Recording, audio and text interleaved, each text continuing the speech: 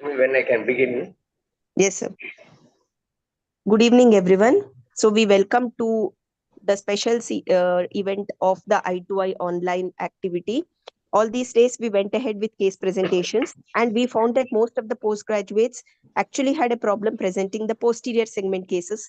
All of them were wonderful with the anterior segment. There were few who told us they haven't seen a retina case till now.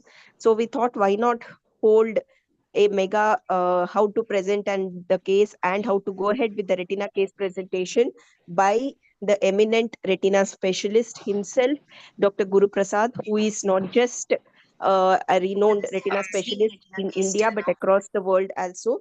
So today we would be holding a masterclass on how to present the retina case, retina diagrams by Dr. Guru Prasad sir. So he is there. It's a fortunate event for us to have him with us to take this class. So we go ahead with this. One point to all the postgraduates, I have received a request telling that it would be good if we have some sessions on diplopia charting, perimetry, B scan.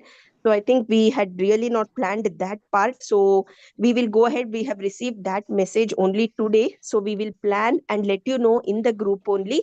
Like today, the way we are holding a master class in retina, if we are going to hold a masterclass in B scan perimetry in that way, we would be updating you immediately in the group.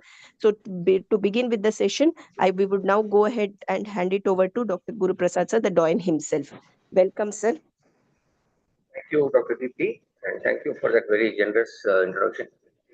Um, First of all, I would like to say that although this is called master class, I would like to know from all of you, from all the participants, at least virtually who are present and who are on the YouTube, who can put their messages in the chat box, to put their queries, meaning to put up their problems, what they face in their day-to-day diagnosis, in the day-to-day presentations, in the mock exams or in the seminars that they have in their colleges or in the hospitals, and tell me in a nutshell what are your uh, basic difficulties that you come across, so that at the end of the class I can address each of them one by one. I will begin with how to present a case. Like Dr. Deepti said, I think there are many students who do not know the proper way of taking a history in a retina case. Nowadays, in the exam, in the DN, both in the DNB and the MS, a dilated fundus will be kept, and you are supposed to examine. That can be a long case or a short case. Um, it can be anything, and depending on the way the questions are asked, it can turn out to be a long case or a short case.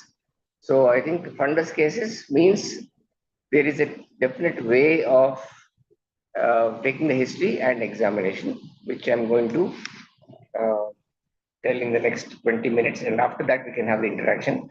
I would like every one of you to note down your difficulties and tell me at the end of the 20 minutes of my class. Maybe I'll take 20 minutes for the case presentation part and another 10 minutes for the drawing part, how to make a drawing.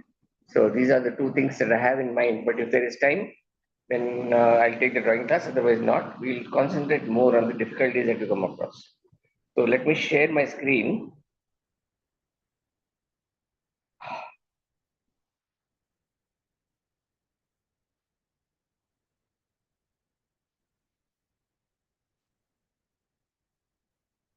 Okay, is my screen visible now? Can one Yes, of sir. you please? Yes, sir. Okay, screen is visible and I am also, I think, quite audible. So, right.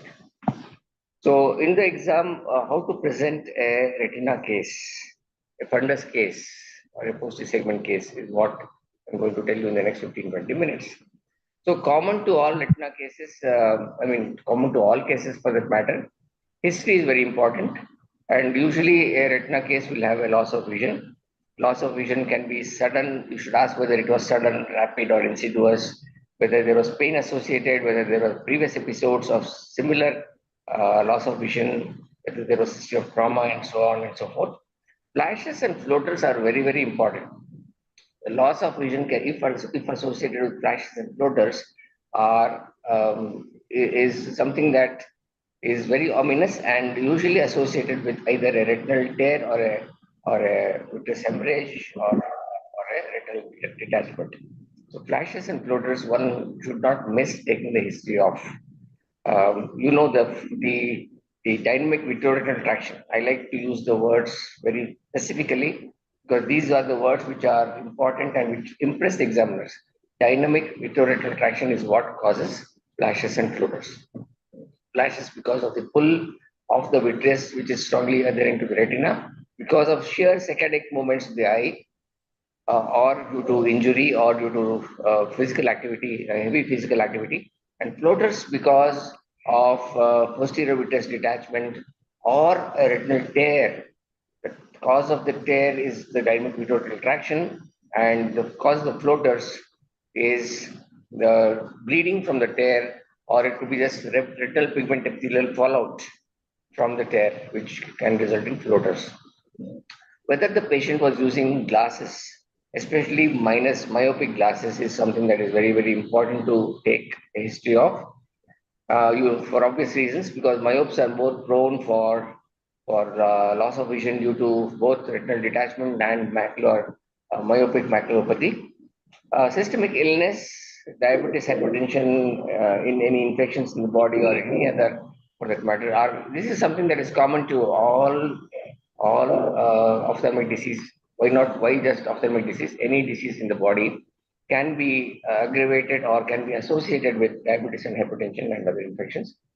Any treatment taken for systemic illness, especially for example in the eye, I will tell you a patient who is totally normal on examination, who has loss of vision but is totally normal.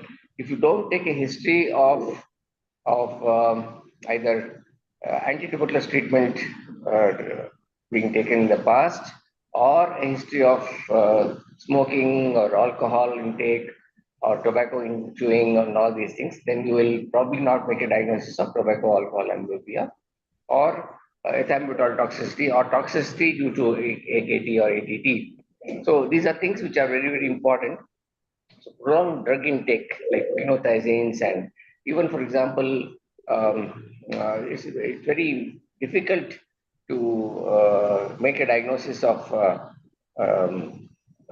loss of vision, cause of the loss of vision due to drug intake. But if you take the history of, for example, a female patient who has undergone a breast surgery and is taking tamoxifen, can have tamoxifen toxicity, which is that crystalline deposit that you see in the macular area bilaterally, which is so classical of tamoxifen retinopathy. And if you don't take the history of either a breast lump or a treatment for the same, then you can miss on those diagnoses. So history of previous treatment, for example, a diabetic retinopathy patient having undergone laser treatment in the past or injections in the past, can give you a clue as to what you are dealing with. A naive patient or a patient who has undergone treatment already, and that gives you a lot of information about the disease that is going on, and the diagnosis is already half done, and you just have to take over the patient and continue the treatment with those lasers and injections. And of course, I already mentioned about alcohol and tobacco. Examination is something that is extremely important. Important in a sense, in a systematic way. Vision should Hello. be, vision is Sorry, really low. Guru sir, sorry to interrupt, but we can't see the case presentation on the slides are not seen, sir. It's not seen. Yes, sir. I thought I shared them. Let me check again.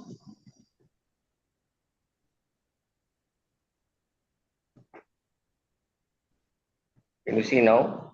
Yes, sir. Yes, sir. Now we can see it. Can you see?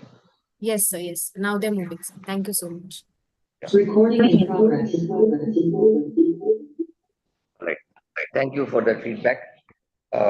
So vision is something that is which I like to be very specific about, because we have to quantify the vision. It can't be just finger counting. It can't be just hand movements. It has to be more accurate. It has to be more better. It has to be better characterized. It has to be better quantified. So a standardization is what I call it. Taking the chart close to the face, close to the body, close to the say up to 1 meter, and asking the patient to read the second line on the chart. Reading the first line of the chart is again a crude method of examination of the vision. Patient should be able to read the second line. Even if he reads at half a meter, it can be half by 36, and that is 1 by 72. Mathematically, half by 36 is equal to 1 by 72, and therefore 1 by 72 is a good quantification of the vision. And this is important as a baseline in order to know the improvement that your treatment is going to give the patient, or the post-operative recovery that the patient is going to have. So Snellenization is very, very important. Use the Snellen's chart to the extent possible. If the patient does not read the Snellen's chart at all, even at half meter, then you can resort to finger counting. Otherwise, finger counting should not be done in a patient who has more than 1 by 60 or 1 by 36 vision. Near vision is again important. See, all the parameters of visual vision, like visual acuity, is in that distance and near, contrast sensitivity, AMSUS grid, color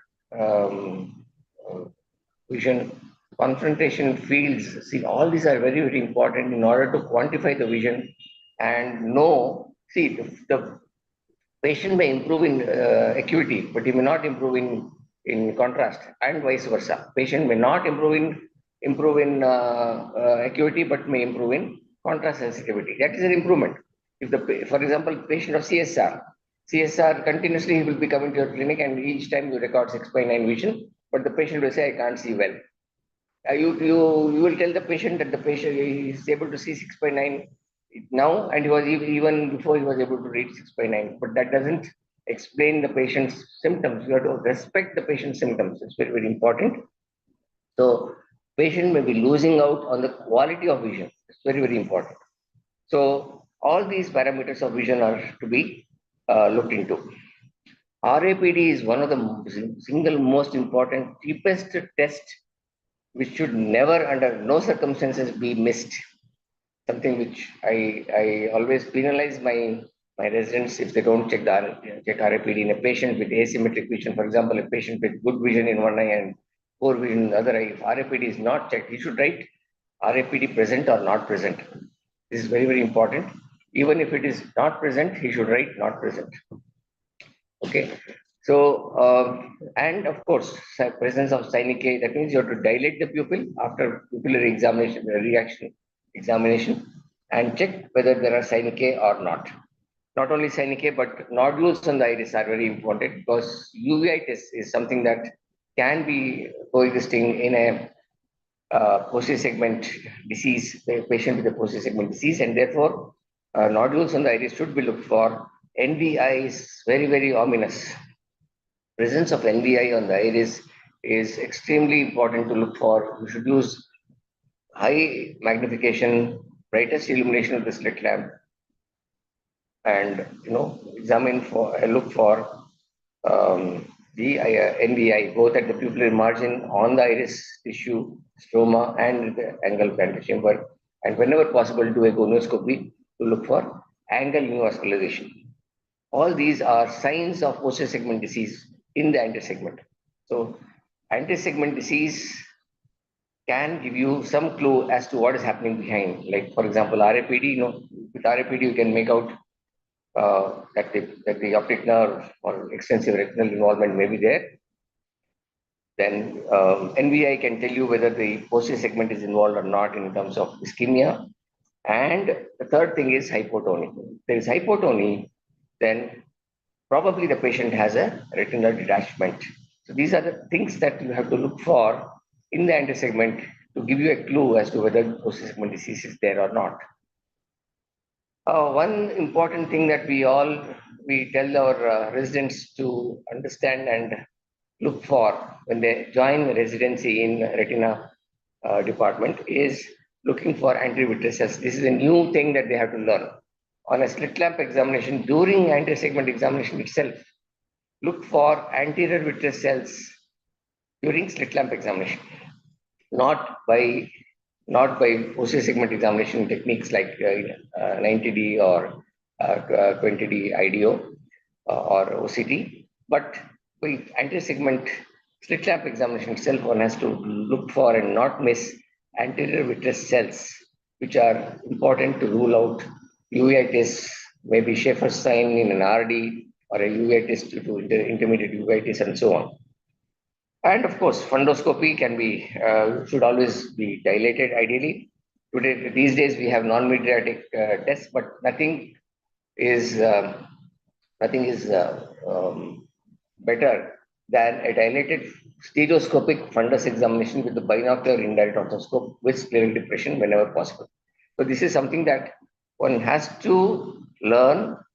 It's mandatory for every resident to learn indirect ophthalmoscopy with scleral indentation using the 20D lens. And of course, 90D lens on the slit lamp also gives you good information about posterior pole, maybe up to 60, 70 degrees. Sometimes if you have a well dilated pupil, you can see up to 90 degrees in the equator as well.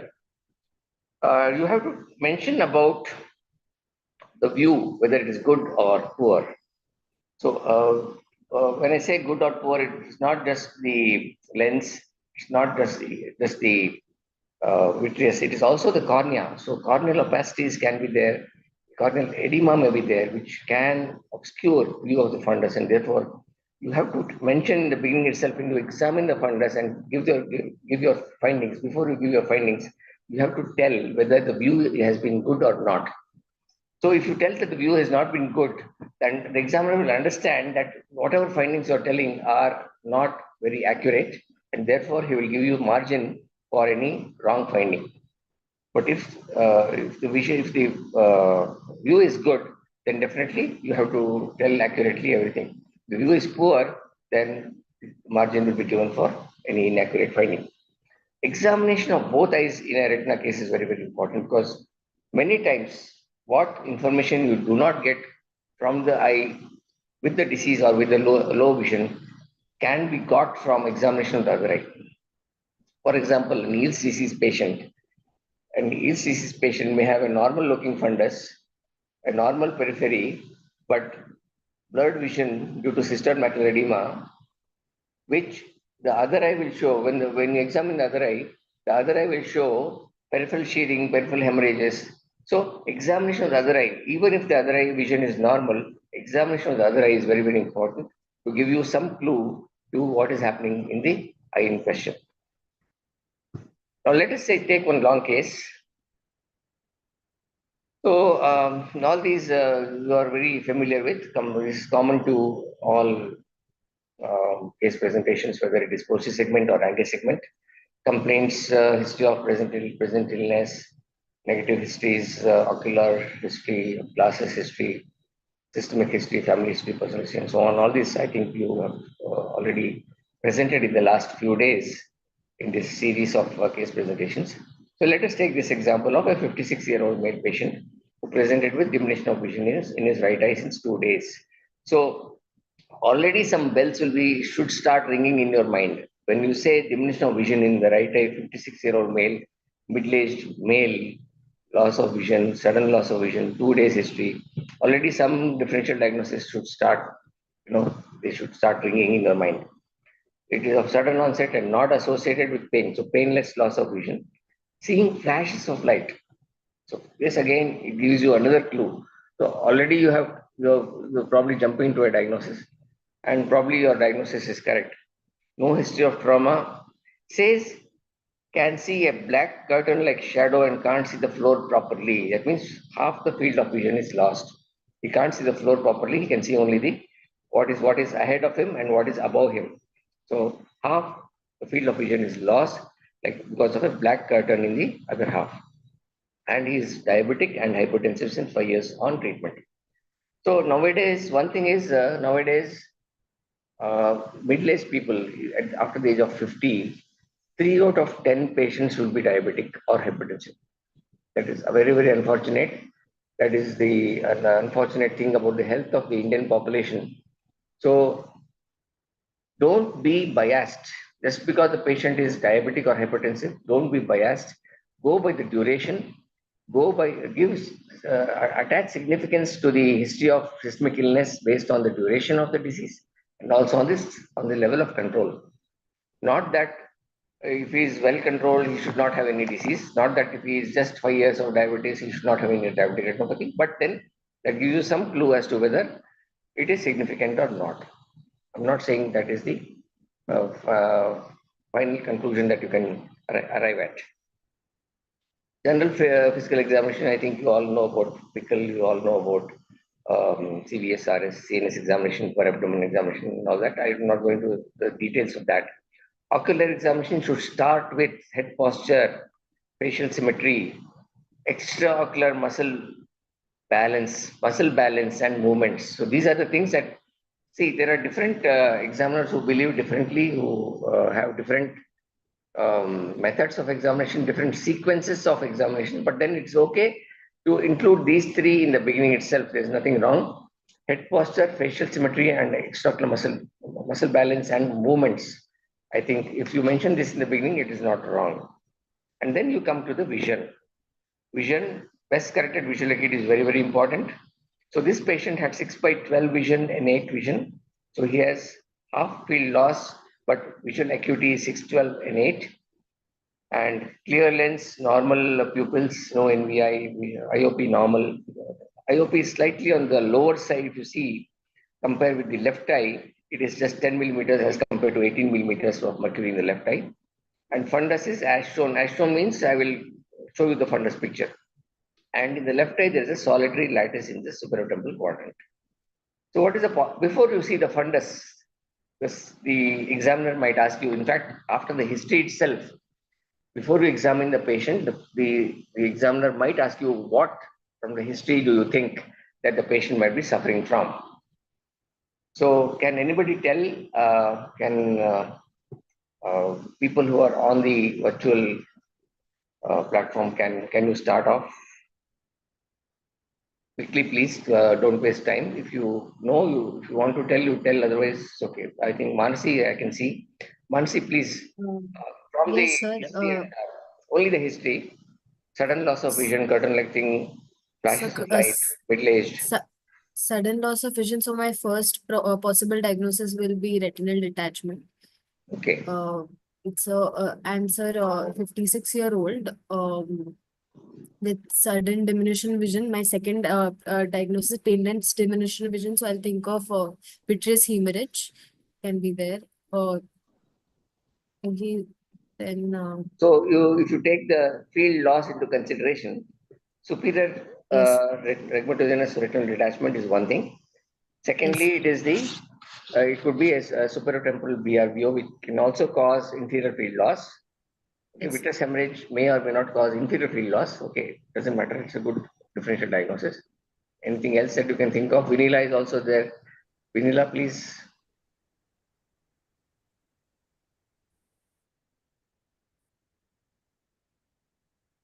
Okay. See, have you heard of altitudinal field loss? Is this not similar to altitudinal field loss? And when I say altitudinal field loss, what comes to your mind? The first thing that comes to your mind is non-arthritic AF, 52-year-old diabetic patient. So non-arthritic AF. So the commonest differential diagnosis that you can think of is this. And of course, cortical ischemia. Cortical ischemia causes global vision loss. In fact, it is not confined to the inferior quadrant, but then you can include it and it's not wrong. So this is the fundus picture. Okay, how to correlate. So this is a fundus picture. Can somebody take the initiative and describe this fundus picture quickly? I think Tejas, please. The media, this is a fundus picture of an optos image of a right eye. The media appears to be clear. The disc is well. Okay, let us go to the positive findings because we have only 1 hour and already half an hour is over. So we will go to the positive findings of the fundus in this patient. So assuming that the disc is normal, the vessels are normal, what actually do you see? What pathology do you see? So there is a the detached part of retina in the superior temporal region. So the best way to describe this detached retina is first of all you should say extent. So from 10 o'clock to 1 o'clock, what? Is this 10 o'clock meridian to 1 o'clock meridian, or is it 1:30 meridian? Clockwise, the retina is From detached. How do you say the retina is detached? I say it is not, it is coronal detachment. Why do you say the retina is detached? It is elevated, it shows folds, it shows corrugations, it is what? Opaque. Can you see the choroid behind? You can't see. Okay, it is opaque, and the vessels are tortuous. Okay, all these are signs of retinal detachment, right?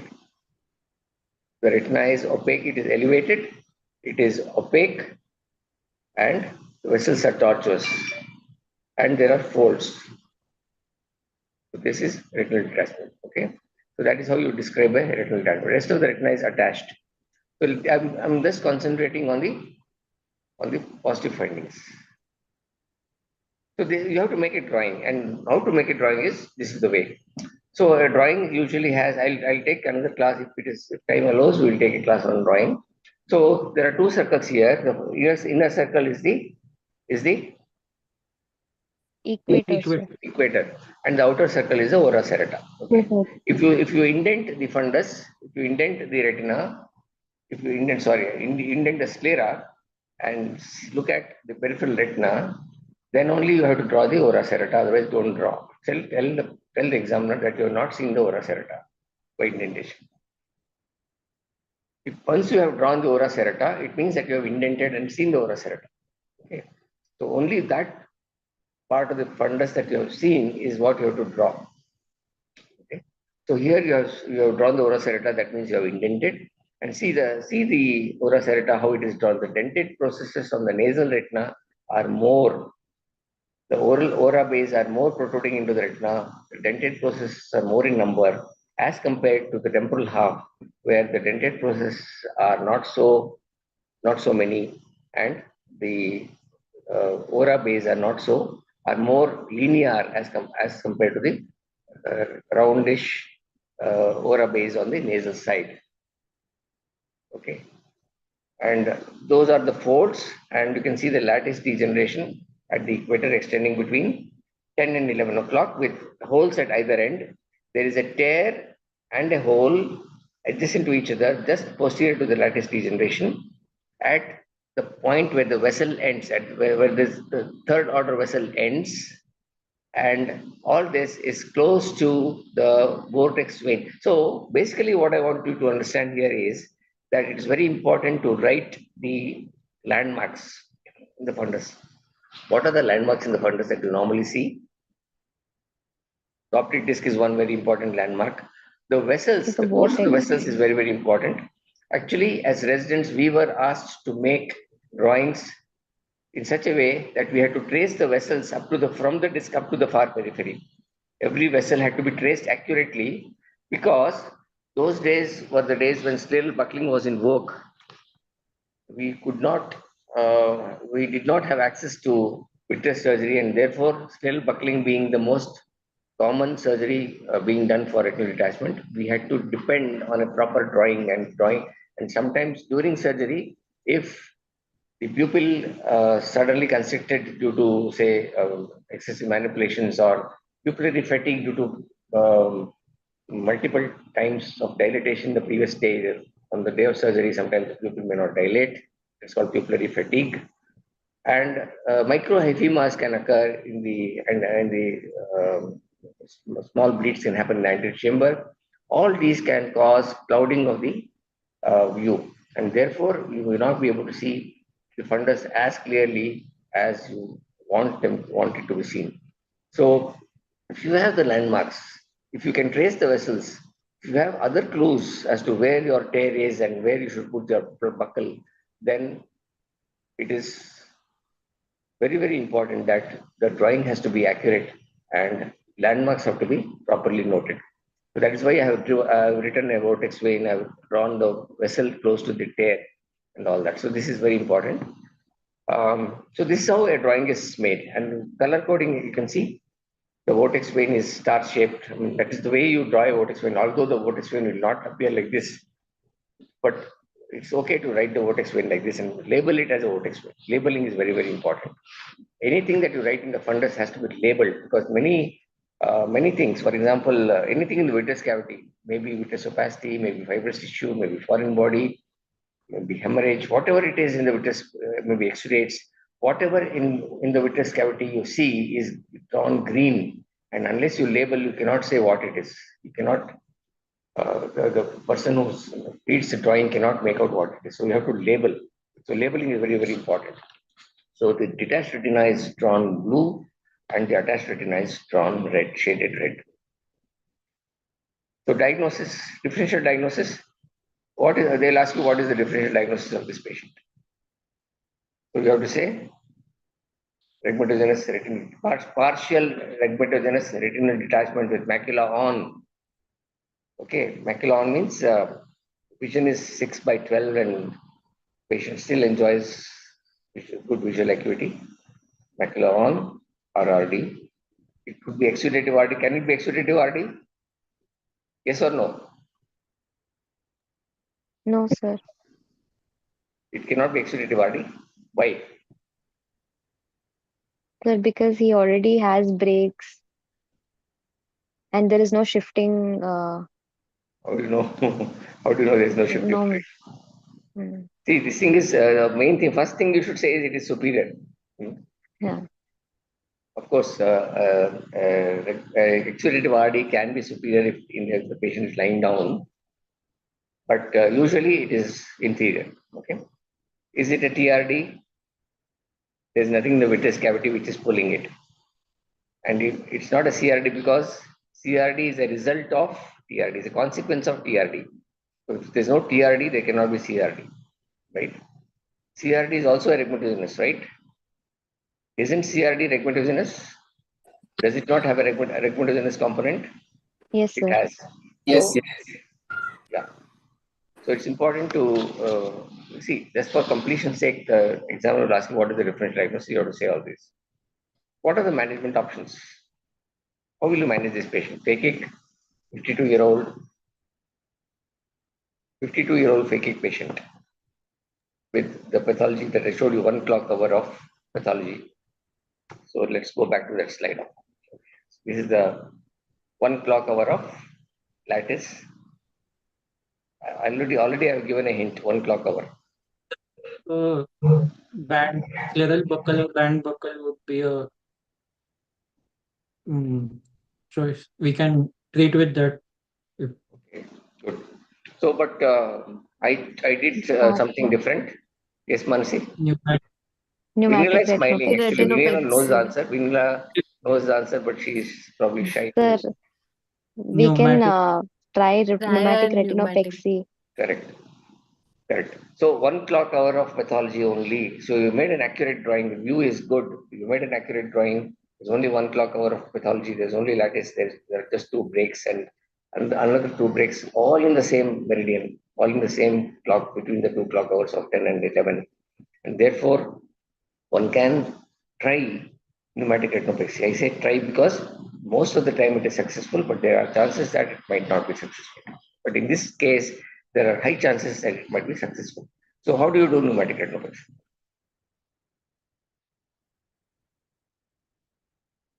How do you do pneumatic retinopexy? We have only 20 minutes left. Come on. After that, we'll have to answer all your doubts. The first part is localization of the breaks accurately. And Okay. No, in a pneumatic retinopexy, yeah, why do you want to localize? Because you have to do retinopexy. It's a pneumatic, when you say pneumatic retinopexy, it has 2 components. One is pneumatic, means gas injection. The other is a retinopexy. Retinopexy is achieved either by cryo or by laser, usually by cryo. And pneumatic means gas injection. What gas do you use? What gas do you C3F8, use? sir. Come on. C3F8. Okay, you can say expandable gas. Expandable. You can say expandable gas.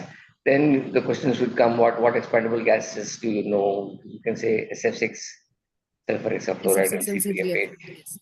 And then they'll ask you the properties of each. Okay. We'll not go into the details, but what is the principle of pneumatic rectoplexy? What do you achieve by doing pneumatic rectoplexy? What properties of gas do you utilize here? Sir, gas is buoyant and it floats on top. Very So good. it will give an internal tamponade to the site of the brake, and it also will push the SRF out through the brake. No, And no. Pushing the SRF out through the brake can be achieved only by one way or one position, which is that. Can you expect the SRF to come out through the brake if the bubble is against the brake? If the bubble is No. touching the brake and Yes. closing it, how will the SRF come out? It will only seal the brake. But will the SRF come out? Yes, in some situations where we don't want the macula to get detached. For example, in this very patient, where the macula is attached, you don't want the macula to get detached. Okay, and putting in gas and asking the patient to adopt a position where the gas bubble will close the brake will result in closure of the brake, no doubt. But at the same time, the buoyant force of the gas will displace the separator fluid further downwards, and that will result in macula getting off or detached. You don't want this to happen. So what will you do for that? So steamroller Steam technique, rolling. sir. Who is this? Somebody else is talking who is not on video. Can you please switch on the video? Can everyone switch on their videos? I want to see who is there. My Doesn't matter. internet is not so Question. good, so only I can only talk. So my internet is not so good. Who is it? So I'm a EGPG sir from Mangalore. Okay, nice. Sir, Okay, she well, was very interested in asking you few questions, so I have left her as a special entry inside the Zoom link, sir. most welcome, most welcome. Thank you. She wanted to specifically discuss few things with you after your session. So my session is almost over. Another 5 minutes. After that, we can start the question and answers. So steam rolling. Somebody said steam rolling, and therefore I really appreciate that. So what you do in steam rolling is you put the patient prone in the beginning. The moment you inject gas, you ask the patient to adopt the prone position with the result that the fluid at the posterior pole, and the superior retina gets expressed out from the subretinal space into the vitreous cavity through the brake itself. That's the only way by which in pneumatic rectoplexy, fluid from the subretinal space can come out from the SRF subretinal space into the vitreous cavity. And that is required in a case where macula is attached. Okay. So what you do is you put the patient prone, and every 2 hours you ask the patient to change position to slightly head up. Every 30 degrees means every 1 hour. 1 hour is enough. Every 1 hour, ask the patient to raise the head every 30 degrees at a time until he adopts the erect position. With that, most of the subretinal fluid will come out into the vitreous cavity through the brake. You're getting it?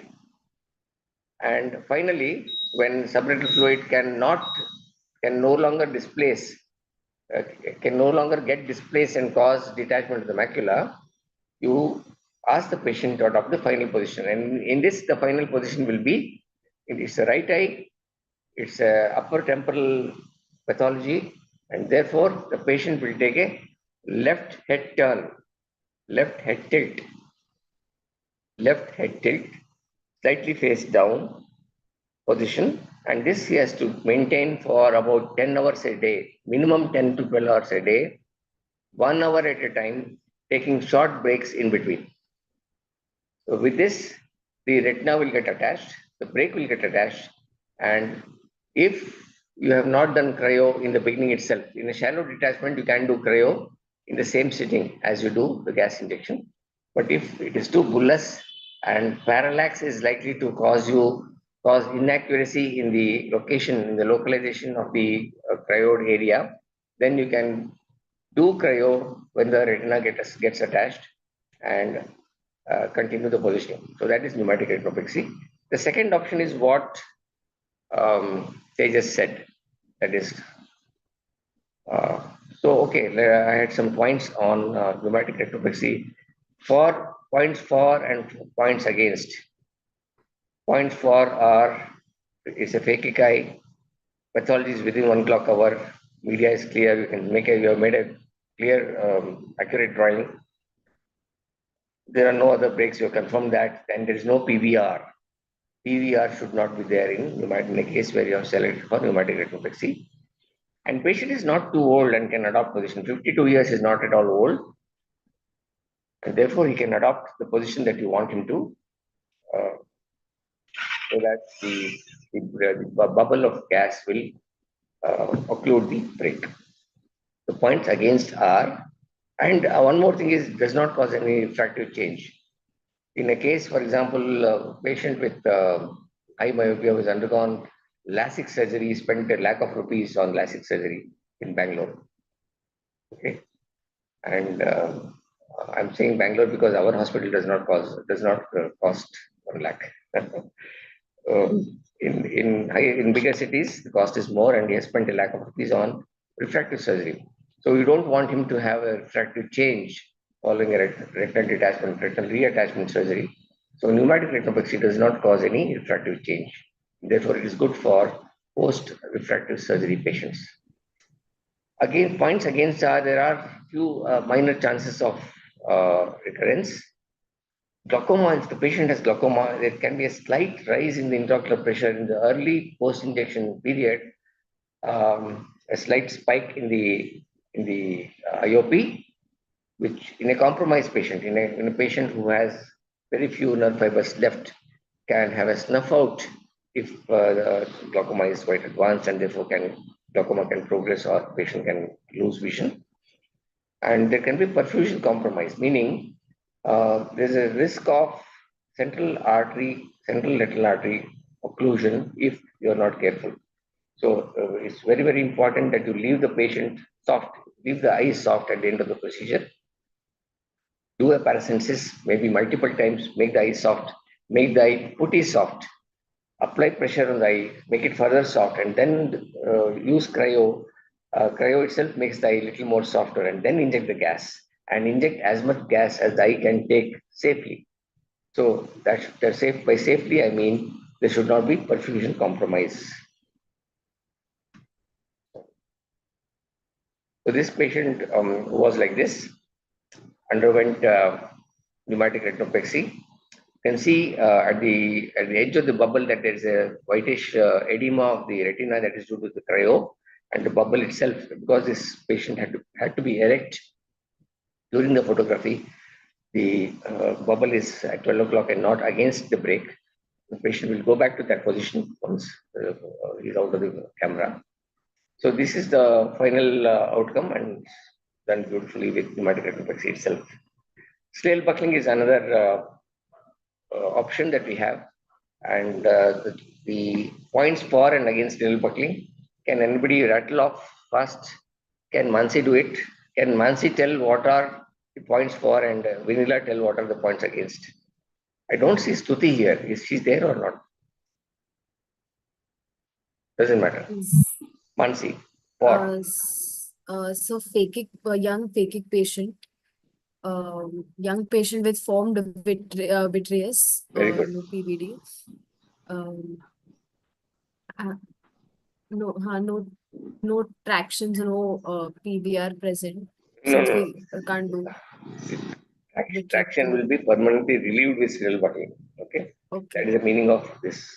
I meant no PVR changes, sir. I meant that. Okay. That is against.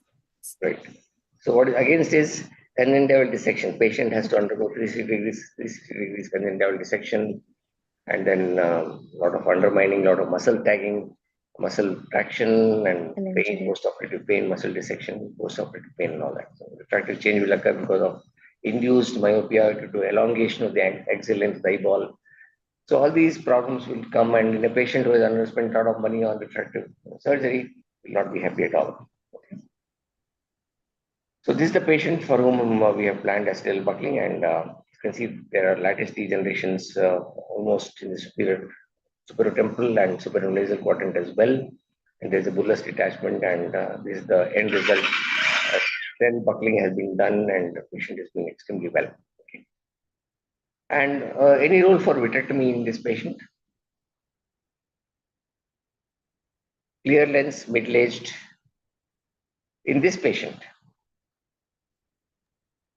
or let me ask you the other way around: in which patients are suitable for vitrectomy? Sir, if there are if it is an older patient with an already pre-existing cataract, if there is associated, if there is multiple breaks all over the retina, Or Basically, sorry. as if associated the with break is PVR. not approachable with cryoprobe Mm. in the location. Posterior breaks. Yeah. Posterior breaks, multiple breaks in multiple quadrants in different zones which are not buckleable. Very high myopes who have fluid vitreous, and PVD sets in very fast. Sclera is thin in very high myopes. You cannot do stale buckling. So these are all the patients, vitrectomy is required, and also patients with giant retinal tears in special types of RDs like coloboma RD or in post-inflammatory RD, like for example, ARN, acute retinal necrosis patients, or CMV retinitis patients who have RD due to break formation at the edge of the retina can have this problem. Should have retinal, vascular. So let's now, okay, that's it. So I think we'll stop at this, and we have 7 minutes left. We will now take questions from you on your problems. What difficulties you have? It need not be related to what I spoke in the last 45 minutes. It can be whatever problems you have in retina, because this is probably the last class in this series. Am I right, Deepti? Yes, sir. Yeah. So let us now wrap it up with addressing all your problems.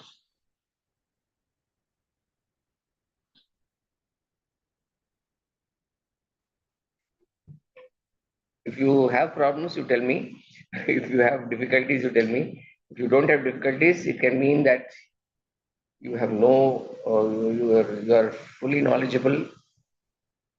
You have no doubts. You are well read and all set to write the examination. Sir, Or I have a doubt regarding the color coding, sir, of CNVM. CNVMs. So anything in front and behind the retina is green. But as I said before, everything has to be labeled.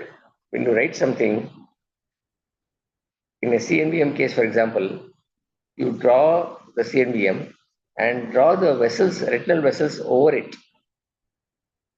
Draw the retinal vessels over it and label the CNVM. Label it as CNVM. Okay. Anything in front, I already gave you examples of what all can be in the front. So anything behind also. For example, it could be subretinal gliosis. It could be subretinal gliosis. Some people write as yellow bands, but they label it as write SRG. Subretinal neovascular membranes are green, and it has to be labeled, and you should draw vessels over it. That's okay.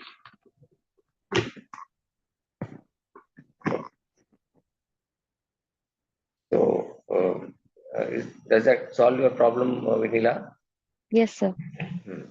Sir, if any specific color coding for a scarred CNVM? Art CNVM has to be written as green and black. So Okay. usually they'll be pigmented. Usually they'll be thinned out. Usually they'll be fibrotic. So green and black. Black Thank means you, sir.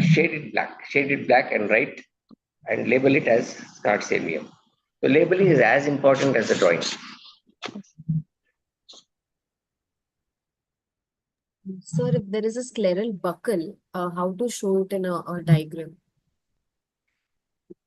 Okay, I wish I had had that presentation. So buckle should be, usually you draw a circle. You draw a concentric circle to show the site of the buckle, and you draw mattress sutures on the buckle. Okay, supposing it's a segmental buckle, you draw a concentric line joining it to the outer circle radially, and then draw the mattress sutures. If you have taken one in that quadrant, draw one. If you have taken two in the quadrant, write two. And usually the site of drainage will be underlying the buckle. So draw the site of drainage underlying the buckle and label it as P. That's what we were taught as residents. To draw the buckle, the size of the buckle, it could be 277 or a 279. Draw the mattress suture, draw the site of drainage, P, and also write whether it drained well or not. Supposing many times it happens that you make the sclerotomy and drain, but it doesn't drain well. So sometimes you go back, check with IDO, look for any other bullous area of the retina, bullous quadrant, and drain in that on that sclera. So that becomes P1 and P2. So P1 did not drain well, and therefore we had to make P2. So you have to write that. And that need not be always under a buckle, because normally buckle is only at the site of the tear. But at the site of drainage, we don't usually put a buckle there unless there is a hemorrhage or we suspect a retinal injury at the site of the break, at the site of the drainage. So these are the things that you have to keep in mind. And you draw an encircling band, again concentric with the outer circle, with anchor sutures or loops. Normally we make belt loops at the appropriate quadrants. And you should write the point where you have done the band tie. Band tie is done with either a suture or with a Watt's-case sleeve. So the quadrant where you put the Watt's-case sleeve has to be noted, because sometimes the buckle has to be removed after some time. For example, an ROP baby, we put a band and after 3 months we remove the band. Or infected buckle, many times we remove because it gets infected and extruded, and patient has chronic discharge and pain and redness. So we have to remove. So when you have to remove, you also should know where you have put the band tie, where you have put the band, where you have put the segmental buckle, where are the sutures, how many sutures are there. All these information should be there, documented well, so that you are able to refer to that at the time of removal. Sir, when in exam, when we get a case and we know there is a retinal pathology, but sometimes there can be a small corneal opacity or something. So the corneal diagrams and all have to be drawn in a posterior segment case also, or it's fine if it is not relevant to the diagnosis we are making. So if it's a short case, if your retinal case is a short case, you can just mention the corneal opacity. You can make a drawing, but need not worry much about it. You can say that the view was hazy because of corneal opacity.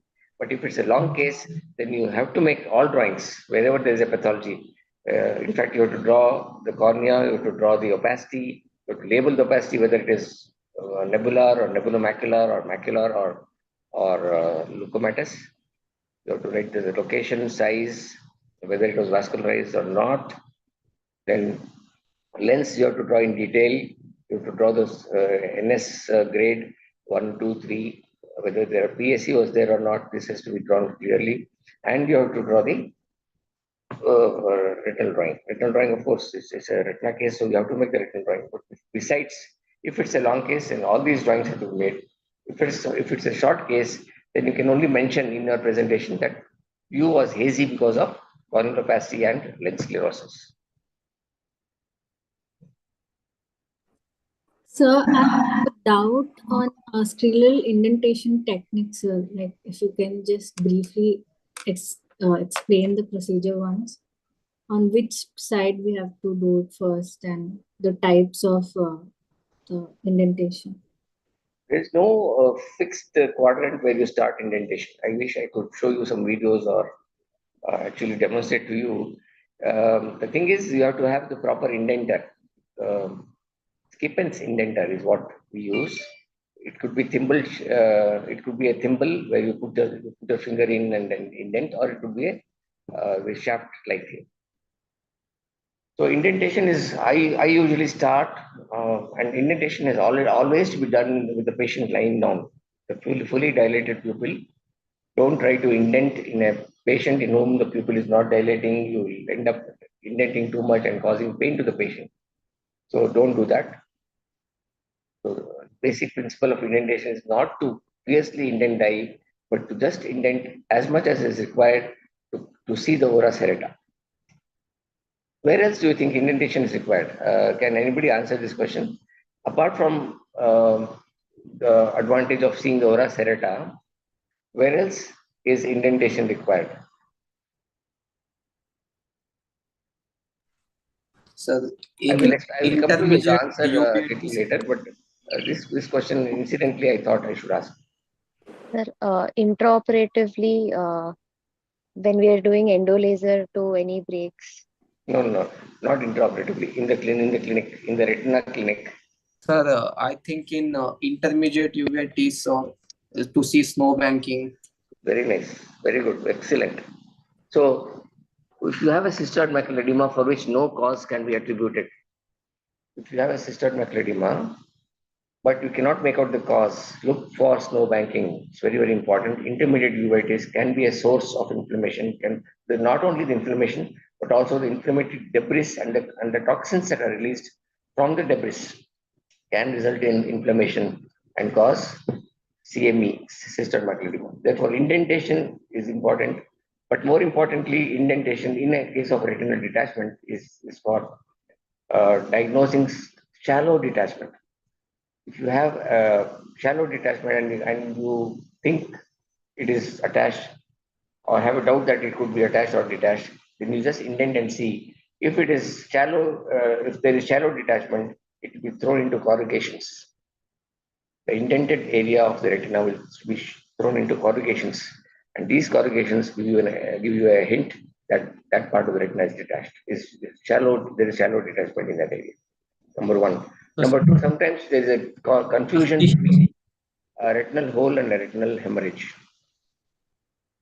Okay. When you have a retinal hemorrhage, the color of the hemorrhage will not change on indentation. But if you have a retinal hole, you can see that the hole becomes more punched out and dark when you indent.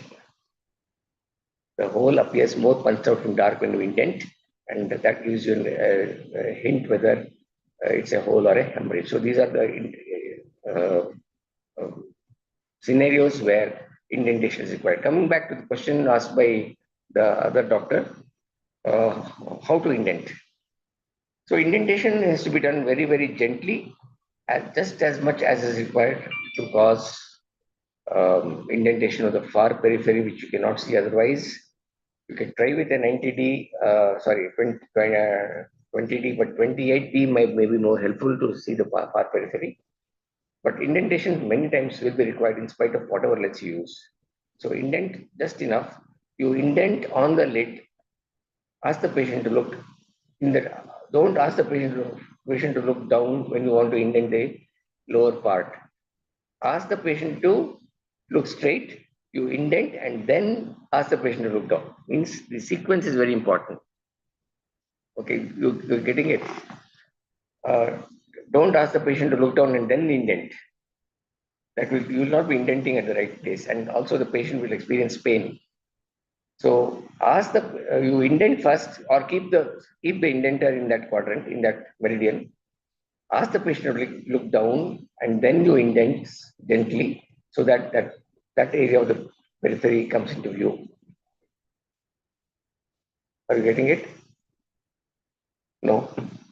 Maybe I will demonstrate in the department, but Yes. then the other lady from Mangalore, she asked this question, right? Yes, sir. Did you understand what I meant? Yes, sir. Yes, sir. The sequence is important, okay? So when you indent the superior retina, for example, ask the patient to look down. The lower lid, the upper lid will come down, okay? You put your indenter in the fornix of the upper lid, in the crease of the upper lid, and then ask the patient to look up.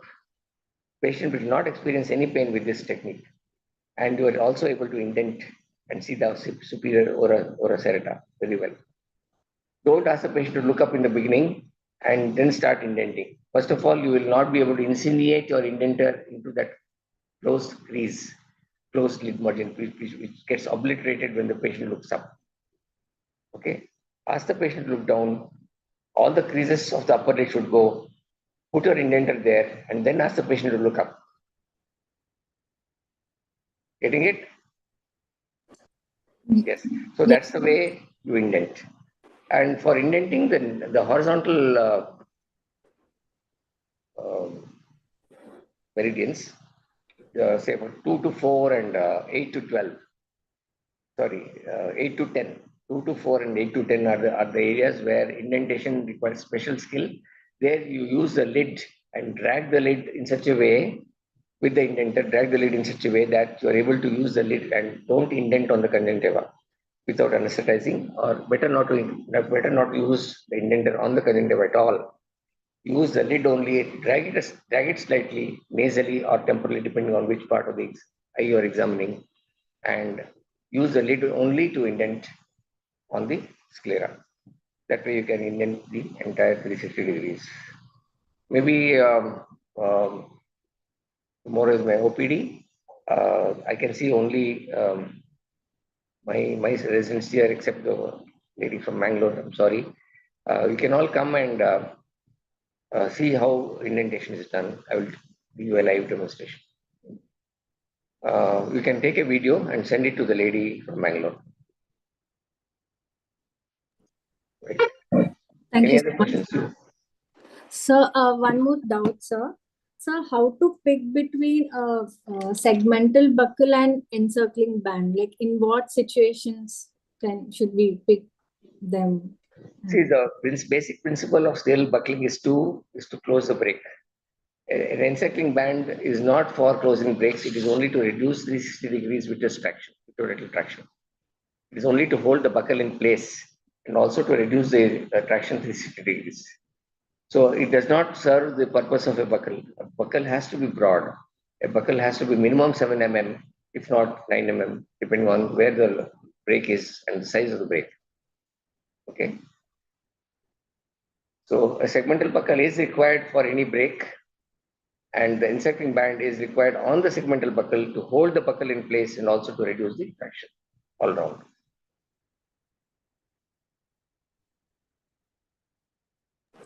Yes, sir. Thank you, sir.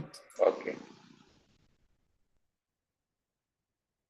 So time is up, and we can still drag on for 5 minutes. If you have genuine questions, you can definitely ask.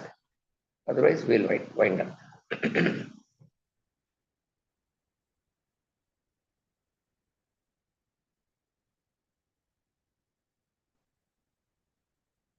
Dr. Deepti? Any more questions to sir? The YouTube questions were already answered by you during the presentation, sir. So I have not taken it up separately. Okay. So they had few doubts about break and RD. Those things have already been covered. From the people who have in the group, if anybody has any more doubts.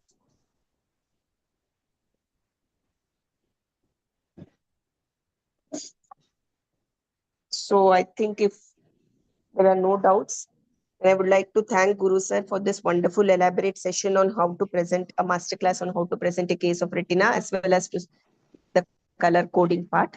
So with this, we wrap up today's round. Any doubt, I am always there in my WhatsApp number, which is there in the group. I would pass it on to Guru sir. That can be given to me, and I would pass on the way Kritika just passed it on today. She had 2-3 doubts. So she was brought into Zoom. So if any of you have any doubt in the similar way, please let us know. We would be really happy to involve you voluntarily in the program, which are again going to be held in the future. So with this, we wrap up today's session. Thanks a lot, Guru sir, for this wonderful section. Thank you My pleasure. all the postgraduates who were a part of this session and who took the discussion very elaborately. Thank you, Kritika, for showing a genuine interest to discuss with Guru sir.